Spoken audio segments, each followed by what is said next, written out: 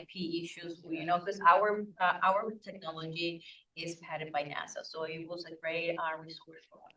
Yeah, we had two really top-notch lawyers talking to us about that. Cool. Well, so the 10 are done.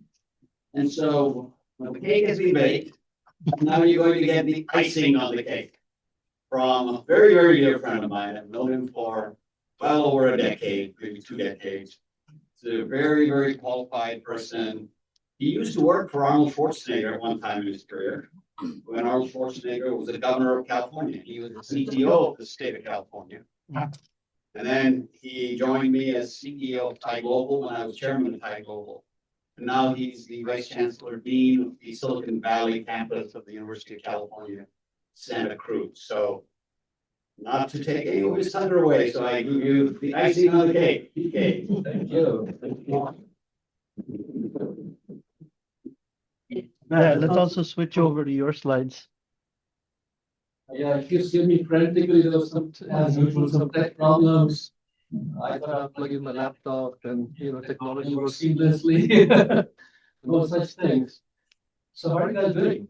It's been good. Good. How are you? Saturday morning, it's like everybody looks wide awake. Yeah. I thought we like after Friday night as well as no? Okay, so the problem I have when Ashok asked me to come over, other than the fact I love to see my good friend,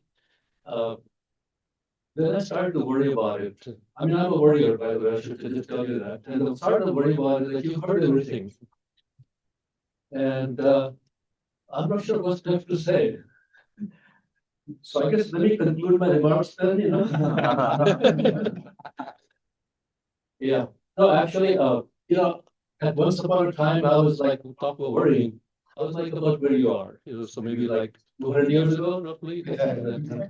And I just started working in consulting, where you worked in consulting. And this is like 70s. So the rule of consulting was that even if you don't know something, you have to look good. In those days, you had to wear blue suits, white shirts, and all that stuff, Dallas style.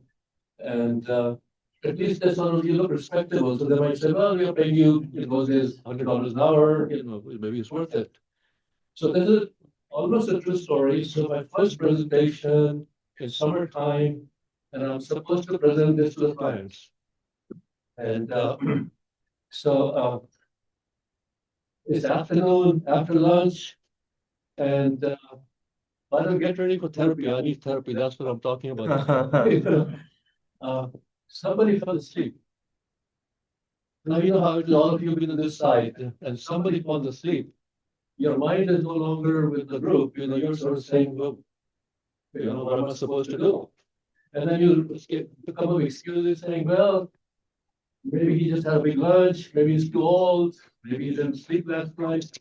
And but the problem was then he started to snore. So now nobody's listening to me. Everybody started looking at me like, what are you going to do? So I finally asked this young lady sitting next to him, and I said, look, it's obviously interrupting everything. Please wake him up. And she said, look, you put him to sleep, you wake him up. So that's my therapy. I'm from California. We're big on this kind of stuff, so please be kind. Okay, so this is the last class.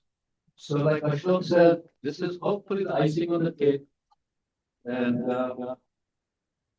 all early stage entrepreneurs need soft skills. So that's what I'm going to talk about. I'm going to send you this presentation with there's a lot of video clips. Some may or may not play because of our technology problems, but you'll get the whole thing, but you'll get the good summary of everything I have to say. So here's what I'll talk about. I'll give you a little bit of a context as to why all this matters. And then what's the value, take a deep dive. Okay, so this is the involvement part. Does somebody have a good handwriting? Somebody has good handwriting? Okay, She does. Like if 3 people point at her. You gotta write stuff out in the board. There's some markers on that side. Are you really testing this classroom? Everybody take a moment and think about somebody in your past life who influenced you.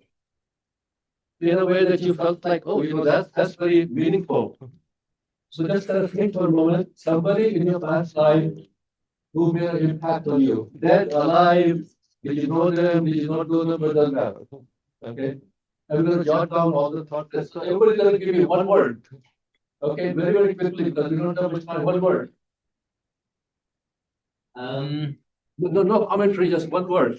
What is it like? Their vision, their communication, Curiosity. curiosity, practicality, perspective. Can you write faster? Maybe you need two writers. Maybe slow down. Okay, so let's catch up. There's a Practicality was one of them. yeah. Please help her. Please. Yes. But anybody else pitch in? That was two writers. Right up. We have a second. Yeah, there's a second pen there. I got you. Okay. Good, good. Double write up. Look at that handwriting though. Look at that handwriting. I'm not keep writing, keep writing. I know. Yes, But that- Two means that fearless, right? There you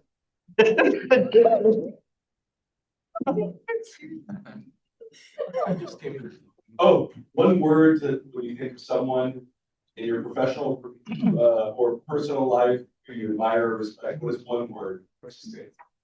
I'm here to call the lecture. Love it. Right, persistence. Okay. Next. Punctuality. Next. You must be from an army background. go. Yeah, keep saying they'll keep writing. So don't worry about it. Okay. What was yours? Above boldness. Above boldness. I'm sorry, what? Honesty. Honesty, yeah. Okay, you got it. Genius. Genius. Genius. Very good. Next. Determination. Determination. Sunil? I don't know what you are asking for. Oh, I thought that, think of someone in your professional. One word to personal describe life it. you admire or Okay. respect. Discipline. You got discipline. I can use it. Integrity. Integrity. Commitment. Commitment, yeah. Rob? Right. Drive? DJ? Leadership. Leadership? Sushma? Perspective, that's right. We have perspective. Okay, let's stop there. We got enough. We got back to everything here. Okay, so if you look at the list, what's missing? A lot of things. Did somebody say accounting or? No. Marketing. No one said that. Software. There's nobody said anything about any hard skills. Yeah. There's nothing about hard skills. So this is it. This is the executive summary we want to talk about. If you want to influence people, if you want to get funded, if you want to get successful, this is it. So which one do you lack? Do you lack any of those? You haven't. You actually have it. You just have to practice it. You have to amplify it. That's the key.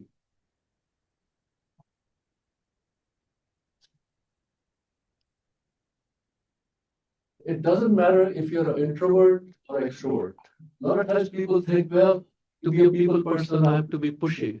No, you can be a good listener, you can be a good talker. Okay. These are the big brands, right? You know all the brands, every brand, Coca-Cola. You always have the brand message in 2 or 3 words. Walmart, low prices. Coca-Cola, 1 word, refreshes. Apple, quality. Think of yourself as a brand. Okay. What is your brand message?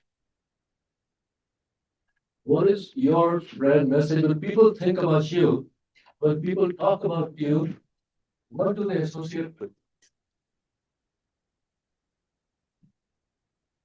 What would they associate your brand with today? If somebody, you ask 10 of your friends, what's your name? Amir. Yeah, so what would they say? Efficiency. Look, that's the brand. So you really have to, and you don't have 5 brand messages. You need to be able to say your brand in 2 or 3 words. And that's what you amplify. Back to the stuff on the board, back to this list. That is the key to success. Any venture, I mean, all the stuff you're learning about venture is fantastic.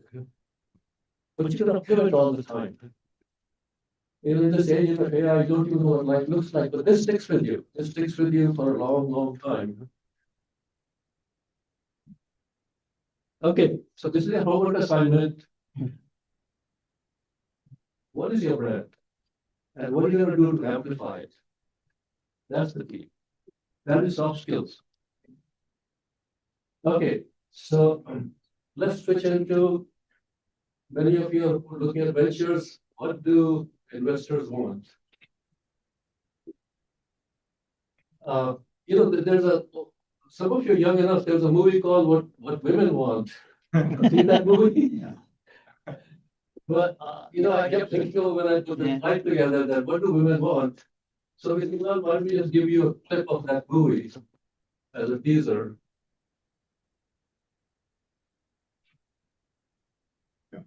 The audio? No audio. No idea. No audio. You speak over it. No? There's nothing you can do to get the audio. Okay, sorry, let's. Okay, so we'll move past that. Okay, so this is what investors want. Yes, domain expertise comes somewhere in there, but this is based on the survey of investors from Silicon Valley. That's what they're looking for.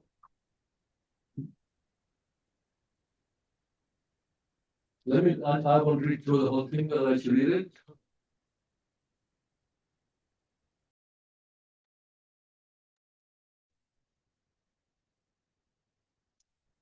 Teamwork, responsibility, problem solving. Again, back to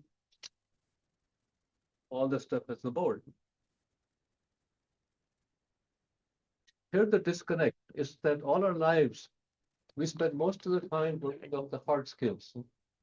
And we rarely take time to practice the soft skills.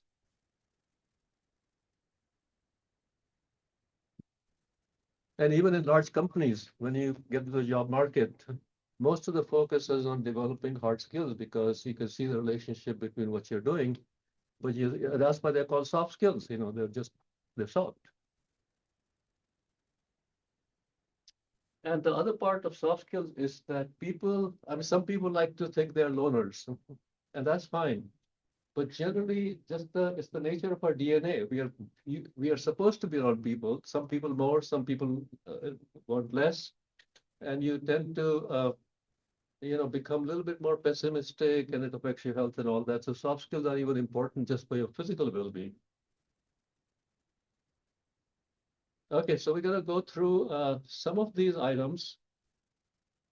And so first and foremost of the soft skill is a mindset.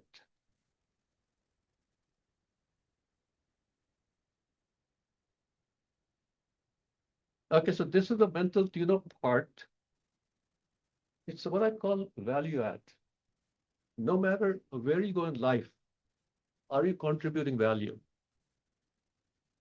I mean, think about it for a moment. Because we oftentimes start to think of, I'm here, what I'm going to get. Let me just personalize it. You're here. I'm expecting all of you to contribute value here, now. You're not receiving some information pipeline. So how are you going to contribute value here? How are you going to contribute value by being here? Well, being present, learning. Being present, learning, yeah. And you have to show that you're learning. Some of you, by the way, interestingly, some of you I see here are very, very stoic. And you're saying, you know what, you're not getting to me. I am very doubtful of why should I even listen to you. Some of you are saying, that's interesting. That's interesting. See, that's contributing value to the situation. I'm realizing you're getting something out of this thing. Huh? If you're like, it's sort of saying, hey, I want to be somewhere else. I'm not interested in you. So even your body language, everything starts to create impressions of you. In fact, I'll tell you something interesting. Gymnasts, when they go on the floor, professional gymnasts, unless they do something really bad, there's a significant influence between their score and how the first 10 seconds they walk over to the stage, how confident they look, how assertive they look, how they're dressed up.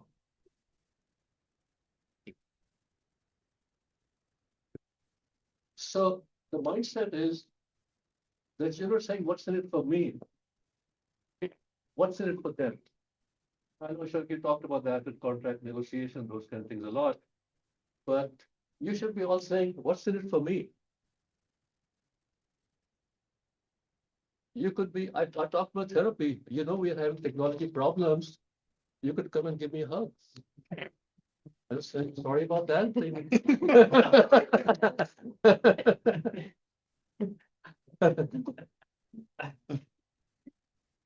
They really mean it.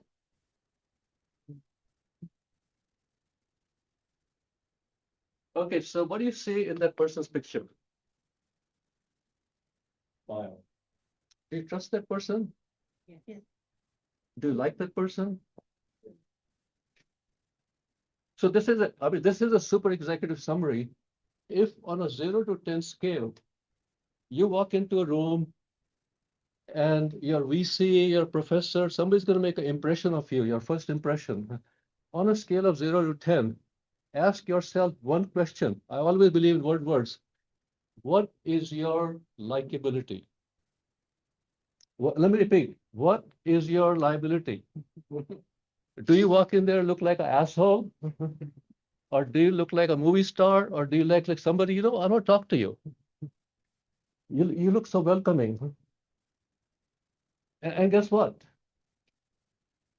If another homework assignment just doesn't come easily, you need to stand in the front of a mirror, just like movie stars do, and practice.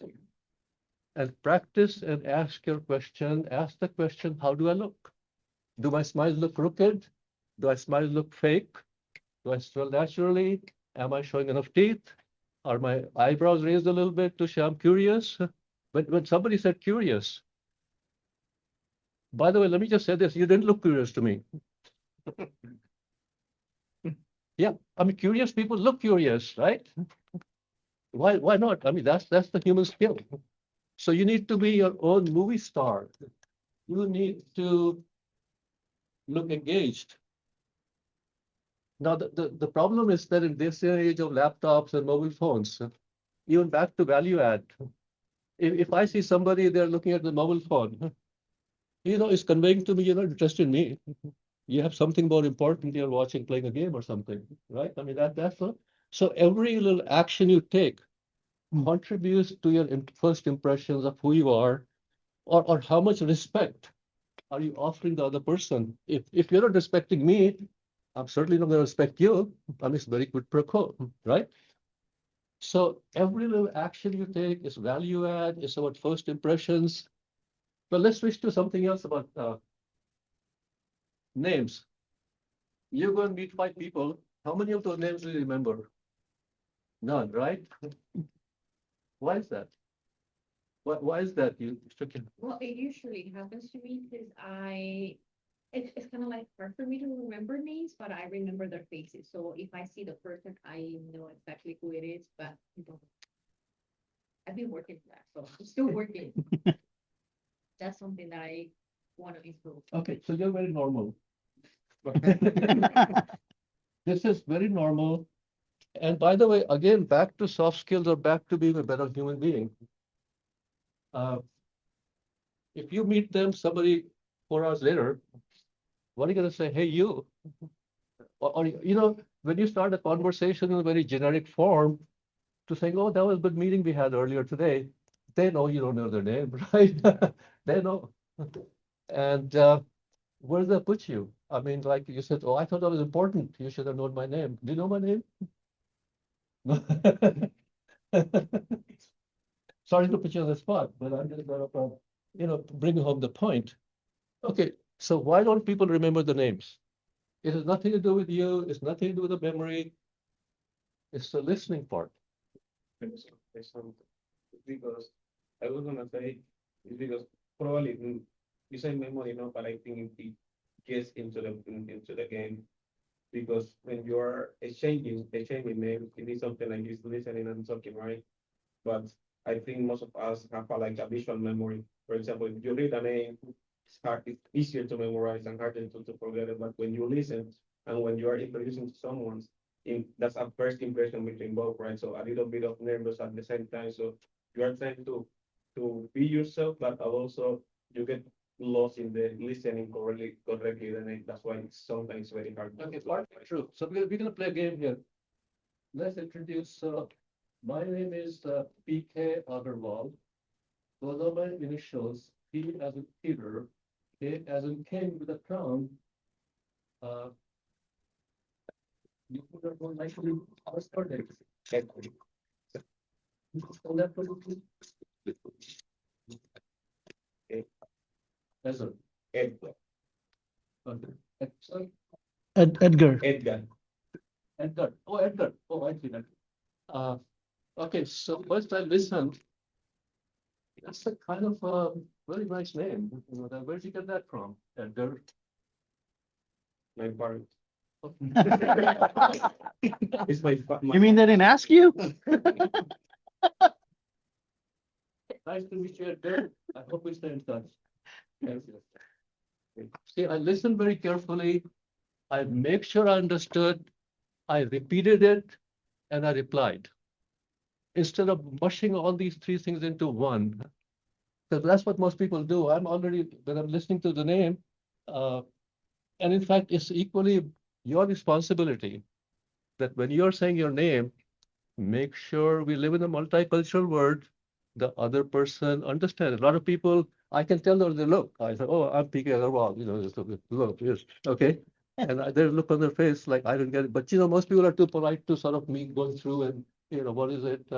And But you just make- but today, when you were introducing, it's really helpful because it helped me to remember your name, like PK, like Pig and King. Yeah, because yesterday that happened to me. I met someone and he did like a sort of, as like, yeah, like he assimilated his name with something and then I could remember his name. So that's really helpful when you want people to actually remember your name. So three tricks. Listen with no intent, pure 100% listening. That's it. There's no intent to repeat, reply. You already used the name 3 or 4 times, and if you want to associate like, or if you have, your name is, we live in a very multicultural world, as you can see here. And if your name is a little bit, it's not Jennifer or Courtney or something, or you know, male name something, just John. Yeah, John. just make sure that people understand your name, or like say, this sounds like this. And say something positive, you know, or not even positive. I say, you know, where did you get that nice name of Edgar? I'll remember you forever now. And I don't have any exceptional memory except this guy here. I remember going into a room Oh, yeah. one time, and there were 30 people he met for the first time. And he went around and said, oh, you're so and so, work for this company. And I said, I'm going home. You know, it's like some people I'll add just one little trick. I 100% agree with everything you did. One more trick. When you hear somebody's name, Ravi, in your mind you go, that's Ravi. Hmm. Just go in your mind. That's Ravi. Hmm. That'll help. And you do the other three things we talked about. But when you do that, it connects. Because normally when we meet, oh, hi, Ravi, and then we go on to meet somebody else and we've forgotten him completely by that. But if you've repeated it a couple of times in your head, not even out loud, that's Ravi, that's Ravi. You turn to look, and then you look back at, oh, that's Ravi. Safe. Particularly in the meeting, he's talking about the 30 people we had never met for the first time. And it was important that they all felt good. It was a little bit of a tricky meeting. And it helped. But just imagine that you are out there doing something, whether you're promoting yourself or your business or whatever it is, and you meet somebody 2 months later and say, Bob, you know, we met back then. has your son finished the middle school? Or, how is he doing on the, what I do is that all the people I meet that I feel like I want to stay in touch, I go home and make notes. In my contact list, I make notes, well, their spouse's name and so and so, and this is what we talked about. It's a cheat sheet. I mean, nobody's gonna remember so many facts, but the fact that you now have so next time you see them, you can look up your mobile phone and you say, well, I know this person is. So we're not starting over. And, instead of saying, well, I think we met back then, I know it was interesting. So start saying, you're not memorable. You know.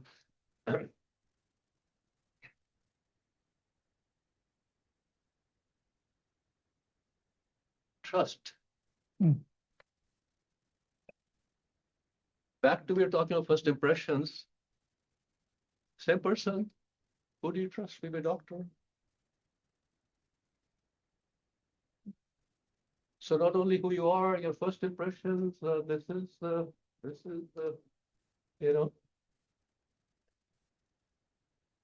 no such thing as your look, okay? I mean, yeah, you can have your own look in your bathroom.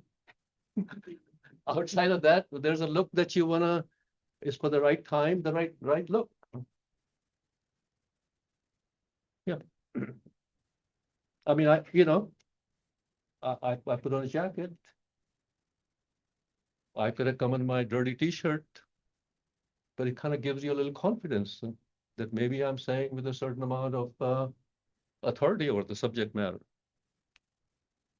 In fact, Ashok asked me, so I put on a jacket. Do you really think the jacket will give more authority than polo shirt? Yeah? Yeah.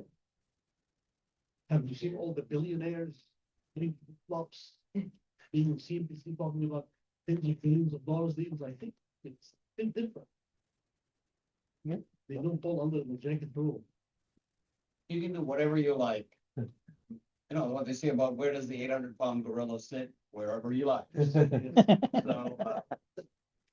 but if you're the 20-pound gorilla, you gotta be careful where you sit. Know somebody already that probably that's important than somebody who are. Look, the point about the jacket is why risk it? Right?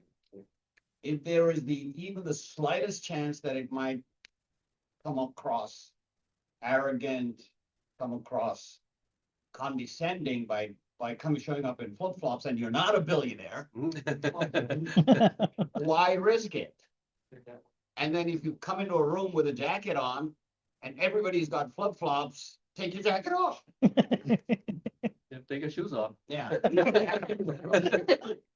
So the whole point comes down to why risk it? If you want to make a good impression, you want to generate the trust. These are all great points, by the way. Everything is nailed spot on. But also, it depends in the environment, right? Because if you come back to the previous picture, I mean, which person do you trust? It depends in what place you are. Because if you are in a rock valley, I will trust more in the second. So, Yeah. So you wear your jacket. Depends on the universal look. Yeah. Depends on the place and the time and what you're trying to do. I mean, you wouldn't want the other person. No, but I would take argument with what you said. If you're in a drug party and you overdose, I still want the doctor.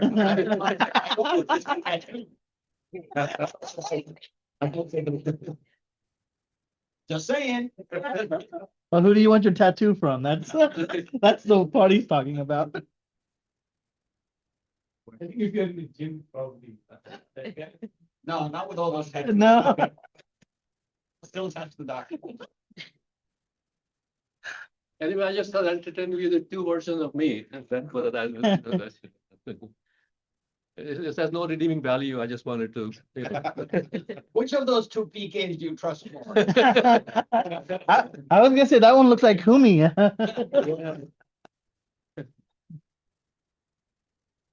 The vice chancellor or the college students? Okay, we already talked about this part, the remember me then. Okay, so since our videos don't play, the other very important thing is that Let me. Hi, it's Carl Kwan here from presentationexpressions.com. On our website, if you come and visit, a lot of great information and tips to help you give better presentations in English, and also a lot of free expressions that you can also use to actually give your presentations too. In this video, I'm actually going to show you how to introduce yourself in a very, very short and easy way. And I'm going to show you 3 steps for doing that. Now, why is introducing yourself so important? Well, number one, it's probably one of the most difficult things to do, right? When somebody asks you, tell me about yourself, right? Or when they say, who are you, right? What do you do?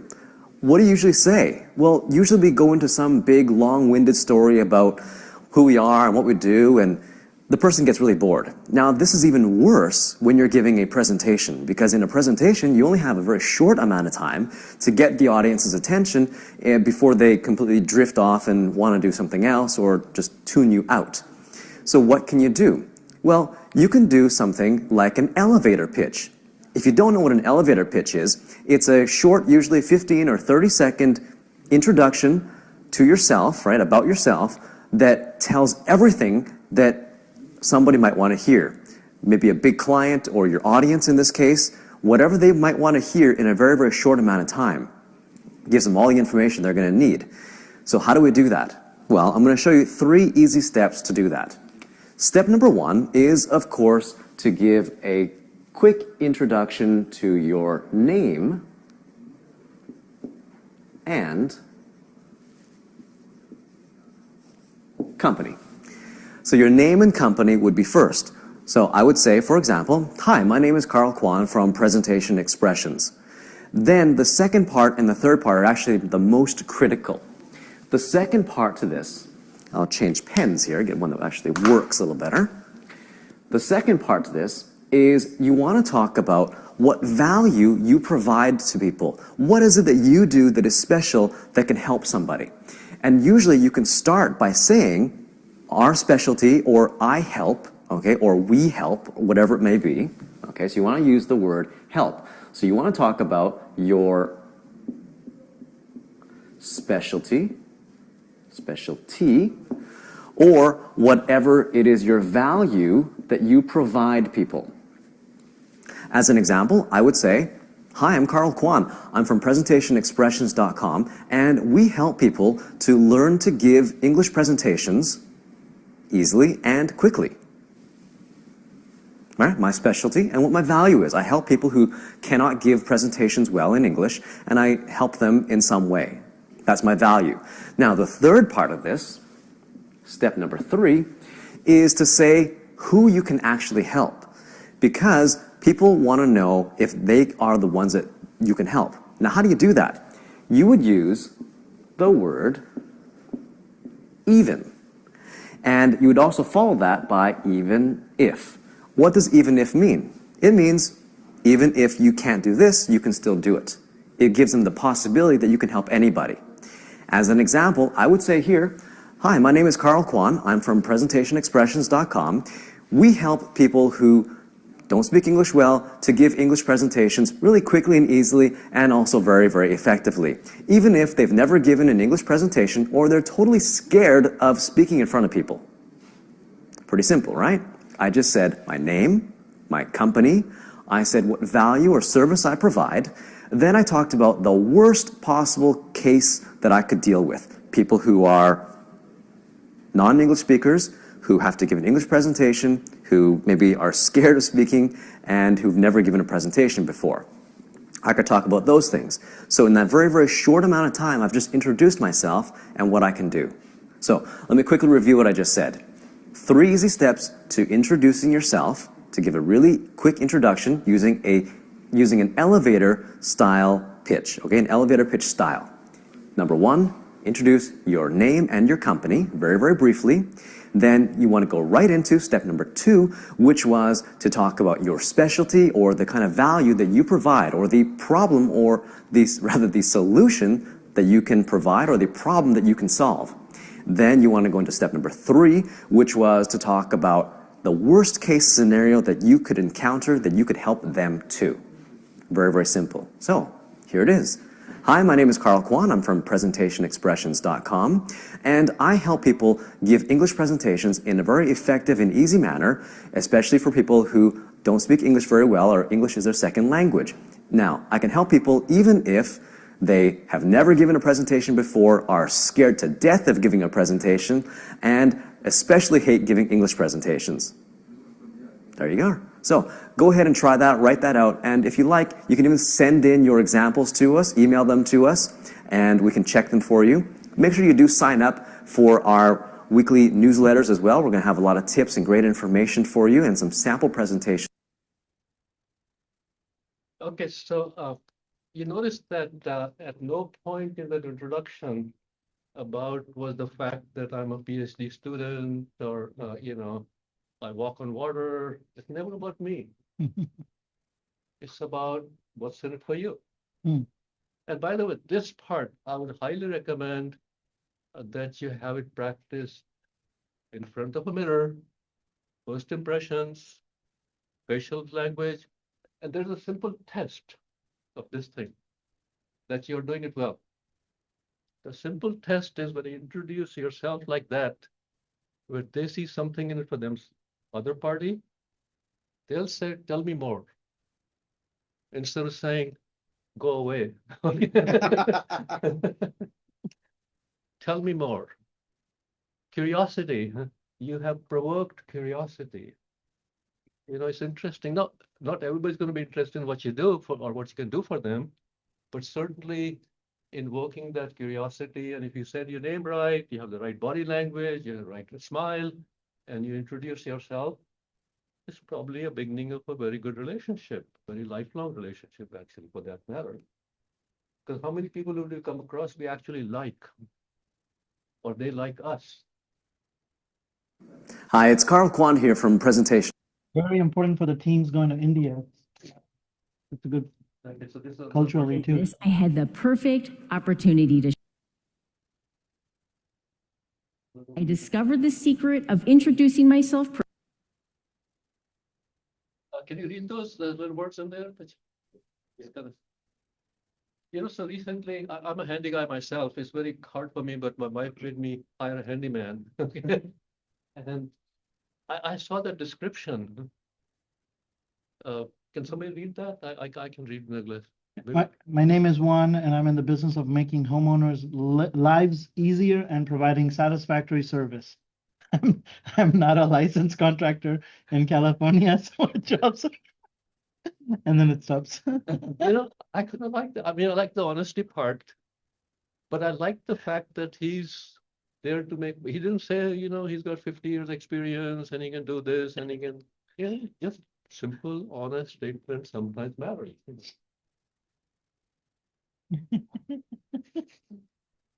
Okay, so you all go to events probably, right? So I'm going to give you a little tricks on small talk.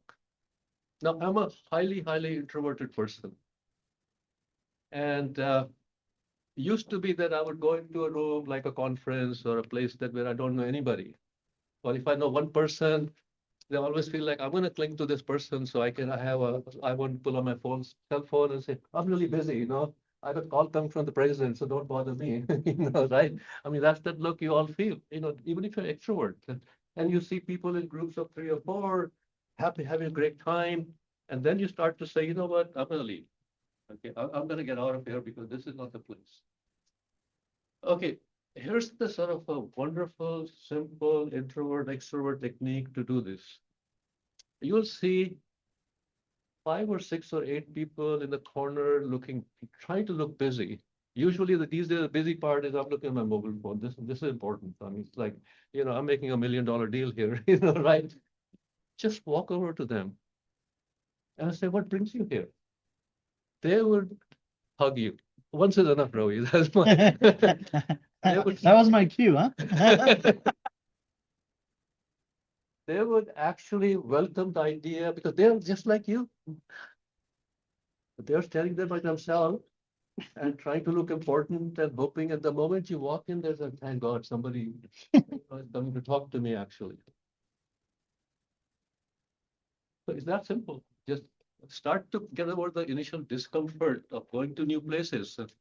In fact, I would highly recommend that you should be able to name 3 or 4 good friends or at least business uh, associations who have nothing to do what you do. Diversify your experience base, diversify your thought process. That's curiosity, by the way. That's back to curiosity. You're curious about what other people do. And other thing people do is that, which is no, they come back, and especially if you're in marketing or something. Okay, I collected 52 business cards. Now maybe I can convert this into playing deck or something.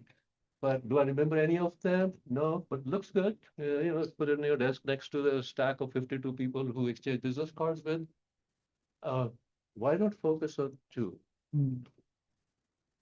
If you're on 1, set your goal when you're going to a session for networking. Say, I'm going to meet 2 people. I'm gonna repeat a lot of stuff. I'll know their name. I'll make sure they will know my name. I've given them an elevator pitch. We had a bit of a conversation, and you finish the so oftentimes what happens, you can start talking. You don't know how to get away from this now. Not that you want to get away. You're there to meet more people. So you say, you know what? We should meet some other people also. This is not a personal romantic relationship. We should see somebody else. Okay. And simply say, we are here to meet other people. So, but can I call you?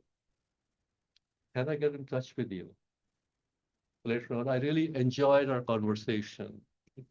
Be positive to say, you know what, you know, and how would you, can I call you? Can I email? I have your email, and I do it. That's what I do. I go back, make some notes, and I email them or LinkedIn or something and say, we met. Can we get together for coffee? 50% success rate. So if I started with 2 and I built 1 new relationship, not a bad idea.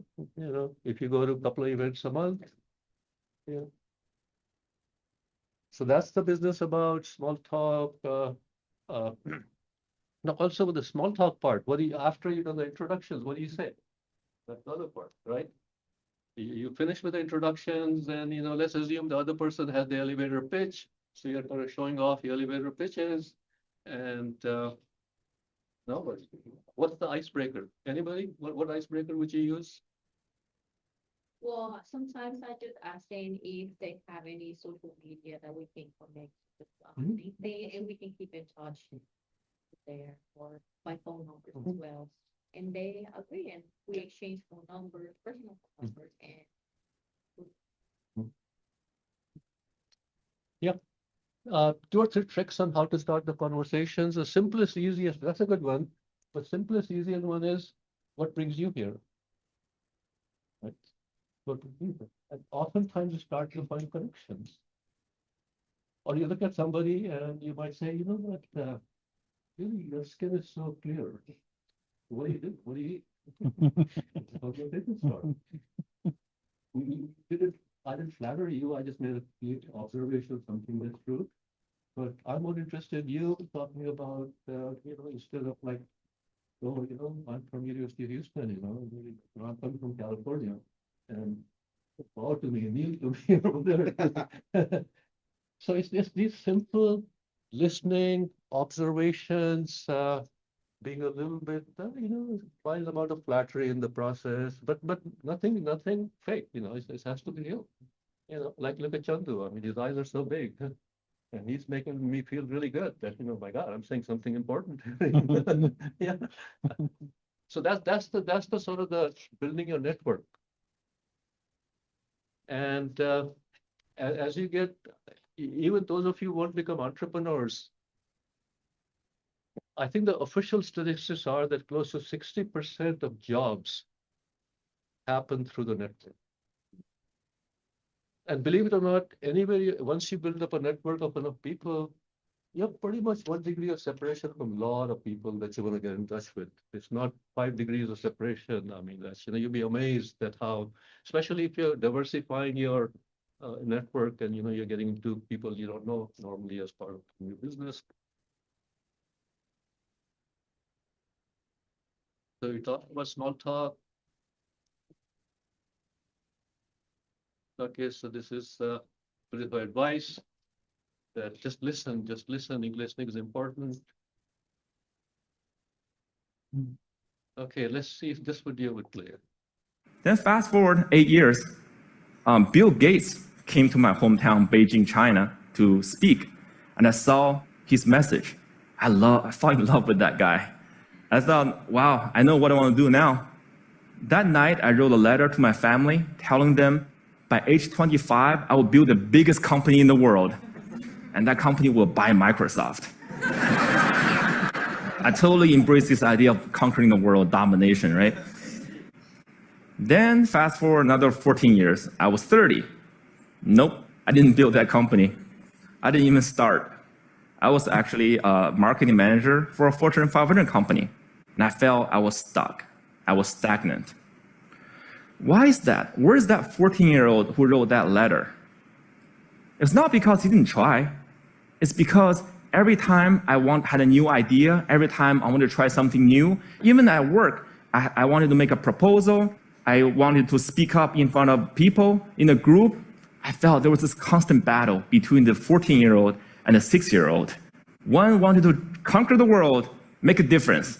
Another was afraid of rejection. No way. And this is where it clicked for me. Okay, I can build a better company, I can build a better team or better product, but one thing for sure, I could be a better leader.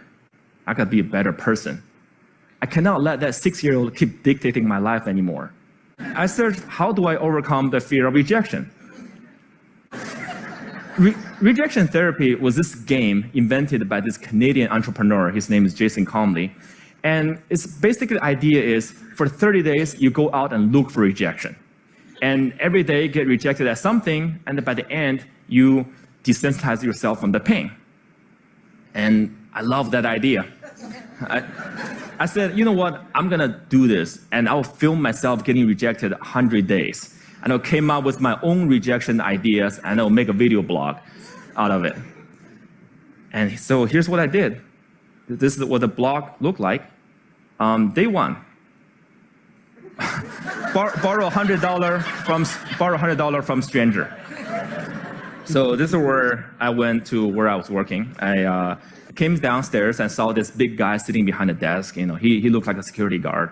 So I just approached him, and I was just walking, and that was the longest walk in my life. I just hair at the back of my neck, standing up. I was sweating, and my heart was pounding. And I got there and said, "Hey, sir, can I borrow $100 from you?" And he looked up. He's like, "No." Why? And I said, "No, I'm sorry." Then I turned around and just ran. I felt so embarrassed. But because I filmed myself, so that night I was watching myself getting rejected, I just saw how scared I was. I looked like this kid in Sixth Sense. I saw dead people. But then I saw this guy, he wasn't that menacing. He was chubby, lovable guy, and he even asked me why. In fact, he invited me to explain myself. I could have said many things. I could have explained, I could have negotiated. I didn't do any of that. All I did was run. I felt, wow, this is like a microcosm of my life. Every time I feel the slightest rejection, I would just run as fast as I could. And you know what? The next day, no matter what happens, I'm not gonna run. I'll stay engaged. Day 2, request a burger refill. That's where I finished, went to a burger joint, I finished lunch, and I went to the cashier and said, "Hey, can I get a burger refill?" And he was all confused. I was like, "What's a burger refill?" I said, "Well, just like a drink refill, but what's a burger?" And he said, "Sorry, we don't do burger refill, man." So this is where rejection happened. I could have run, but I stayed. I said, "Well, I love your burger, I love your joint, and if you guys do burger refill, I would love you guys more."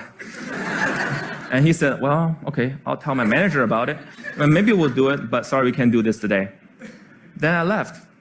And by the way, I don't think they ever done burger refill. I think they're still there. But the life and death feeling I was feeling the first time was no longer there, just because I stayed engaged, because I didn't run. I said, wow, great, I'm already learning things. Great. And then day 3, getting Olympic donuts.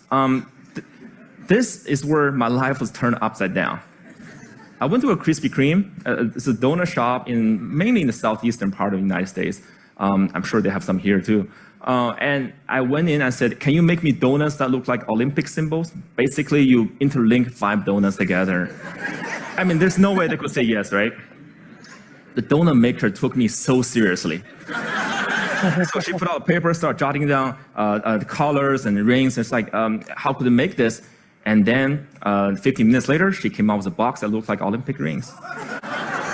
And I was so touched. And I just couldn't believe it.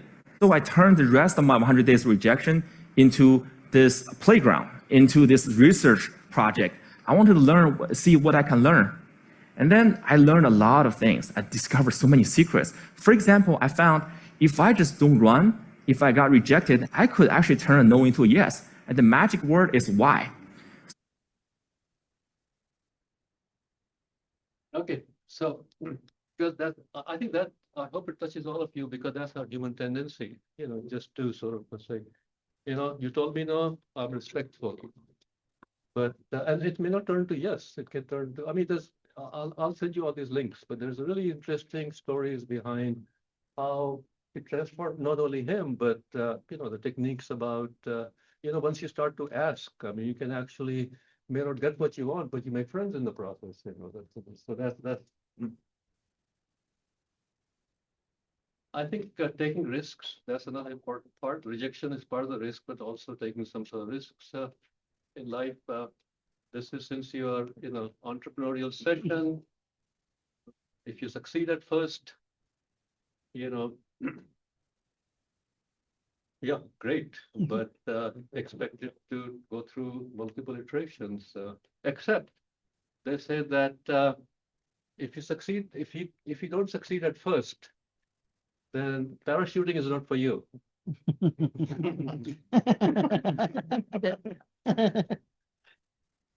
What? Yeah, borrowing money, gonna be like Columbus, That's how most entrepreneurs work, that's,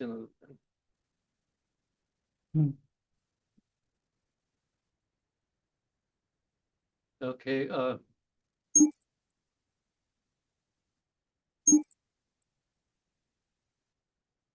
so one of the other things I feel that will really help, especially those of your students, is to be an effective presenter.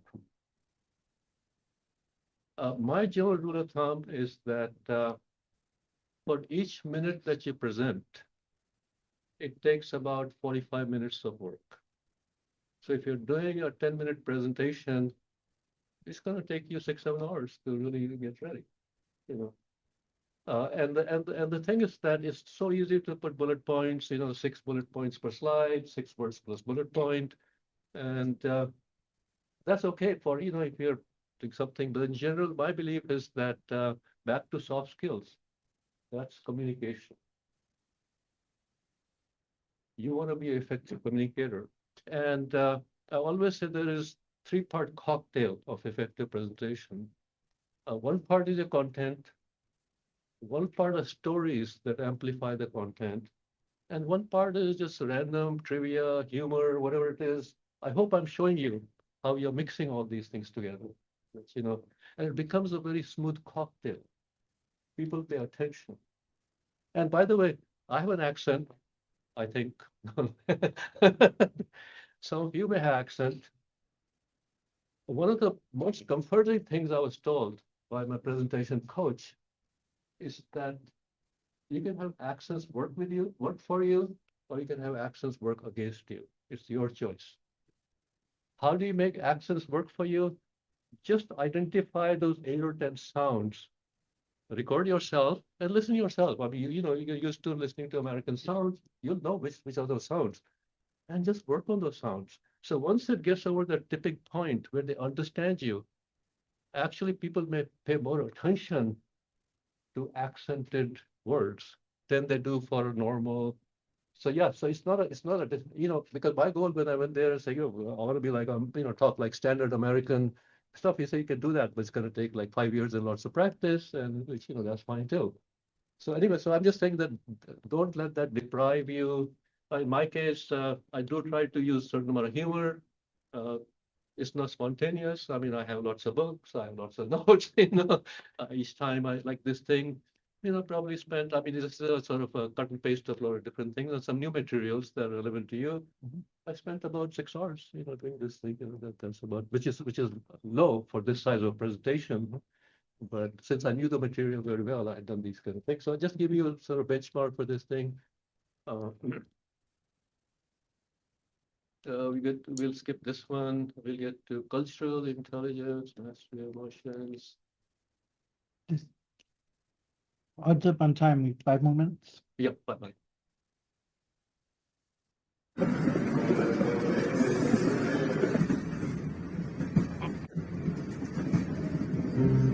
In some Asian cities, it's considered acceptable for a commuter to fall asleep on the shoulder of a stranger.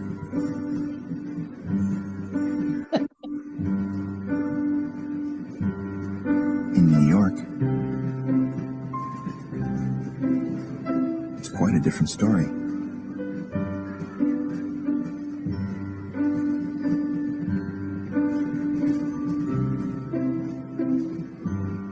Of course, it could always adapt.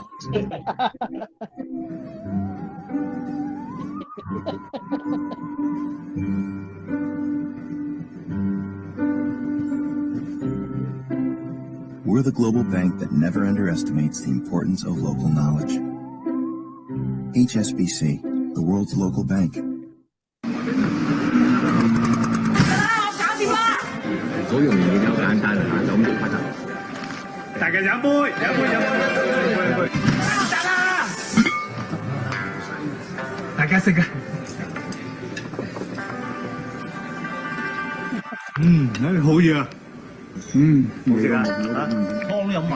The English believe it's a slur on your host's food if you don't clear your plate. Whereas the Chinese feel you're questioning their generosity if you do. At HSBC, we never underestimate the importance of local knowledge. Which is why we have local banks staffed by local people in over 80 countries across the globe.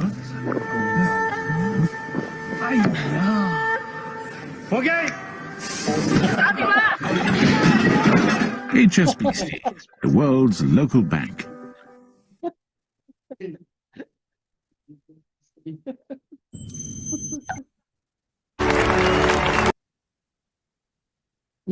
Okay, so see, cultural, I guess the reason is that especially all entrepreneurs have to think about being global. And being global means you have to be culturally curious. And culturally curious, and so that's the whole sort of a cultural quotient, how comfortable you are in different cultures, conducting yourself, and even all these things we're talking about, like your body language, your facial expression, become more important than words, because words sometimes don't get understood fully. Okay, so this is the last slide. Actually, there's a little quote that I love. How you dress for success. I'm going to read this. Watch your thoughts, because they become words. Watch your words, because they become actions. Watch your actions, because they become habits. Watch your habits, they become your character. Watch your character, they become your destiny. Think about it for a minute. Now, I know we cannot control our thoughts, by the way. But I would guarantee each one of you agree that you can control your words. Even if you get bad thoughts, you don't have to express them. Right? That's just as simple as that. So, but that's what I try to live by. Okay, so Ravi's giving me the eye. And by the way, give me a round of applause for I mean, I'm going to pass it back to Dr. I'm going to take 2 more minutes. Really quick. Yeah. You can take 2 more minutes? Of course, it's okay. Rada's gonna do the So we spent a little bit of time together. I just want you to, everybody gets 5 seconds, okay, because we have to go through the entire room. What's your one takeaway? What's your one takeaway from this session? And just go quickly so we can finish in the 2 minutes I promised. Periscope. Listening. Presentation. Terrific. Communication. Yeah, proper conversation. Humor.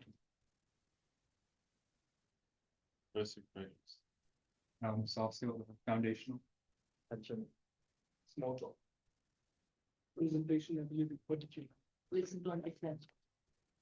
This is right there. Words to words to action, actions to habits. You only get one word. You only get.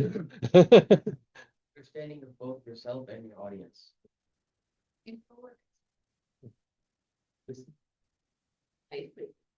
Appearance. Listen.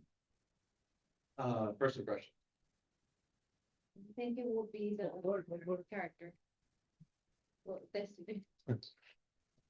Don't run away from things you're scared of. Same thing. Actively listen. Rejection coming out. PK.